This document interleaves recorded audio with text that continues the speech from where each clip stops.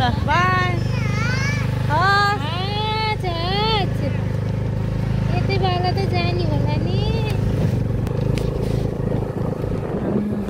अफिसबाट निक्लेको साथीहरू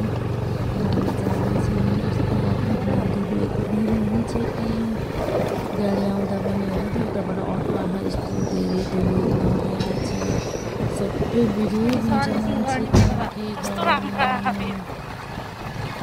भित्र म चाहिँ यसरी लाएर जाँदैछौँ। यहाँ चाहिँ बिमारको लागि छाडे रहेछ यस्तो सबै राख्नु अब लोसार आयो नि त मगर बिउन्छ त्यही भएर आज पछाडि बसेर पौडेर जाँदैछौँ।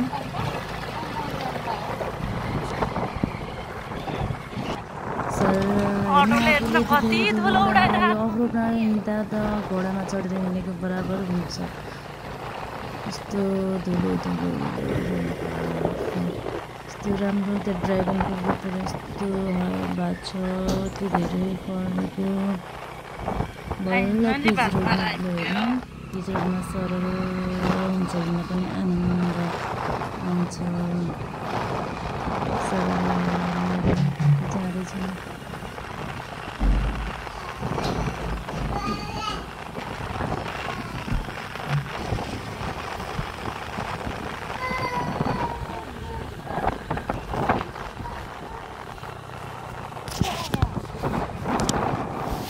यहाँ चाहिँ बिहे रहेछ गाइस हेर्नु त त्यहाँ चाहिँ एकजनाको बिहे होला सायद त्यस्तो धेरै मान्छे जम्मा भएर बसिरहेको छ त्यहाँ रमाइलो छ।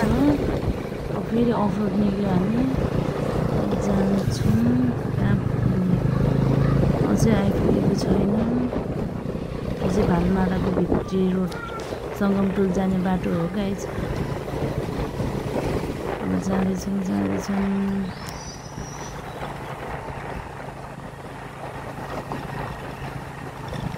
सर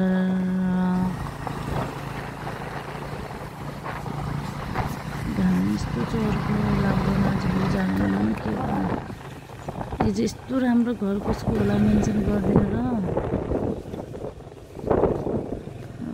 यो चाहिँ सुकुम्बासीको हो भालमाराको यस्तो राम्रो छ घरहरू सबै सरकारले बनाइदिएको। अनि यो फ्रीमा पढ्ने स्कुल हो यो पनि बिहान बेलुका ट्युसन पढाउने यो फ्री हो त्यही भएर यहाँ छैन। यस्तो राम्रो यो स्कुलको यस्तो राम्रो परिसाबारी छ स्कुलको कोही पनि बिरामी आएन रहेछ। अहिले चाहिँ हामी गएर यसो बस्दैछौँ। मेरो चप्पल एकजना आमा आउनु भएको हामी अल्छी लागेर यहाँ बाहिर उभिएर बसिरहेको हामी दुईजना घाम तापेकै र बिरामीलाई यस्तो फोटोसोटो खिच्यो फेरि भिडियोहरू बनायो। हेर्नु घरहरू यस्तो राम्रो छ सबैको एउटै खालको घर हो। अब हामी चाहिँ आउने तर्खर गर्दैछौँ। हेर्नु बाटोमा भाइहरू भेट्यो कस्तो लजाएको कि हामी पनि बच्चामा यस्तै लजाउँथ्यौँ भाइलाई। अब हामी फर्केर आउँदैछ अफिसतर्फ बाटोमा गएको यस्तो राम्रो घर हेर्नु आउँदैछौँ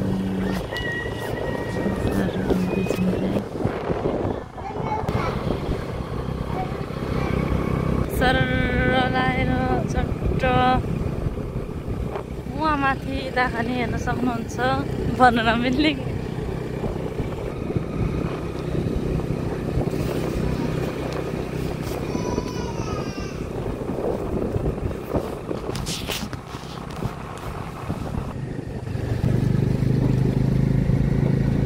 बाटोमा यस्तो धेरै बाख्रा भेट्यो भने यस्तो ठुलो बाख्रा चराउन लिएर आएको रहेछ।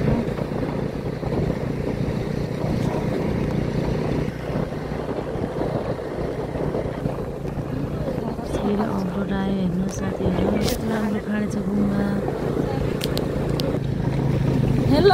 खाडेर मान्छेहरू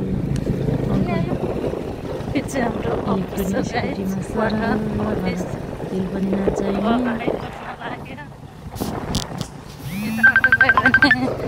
स्याङदेखि झर्न पुग्छ।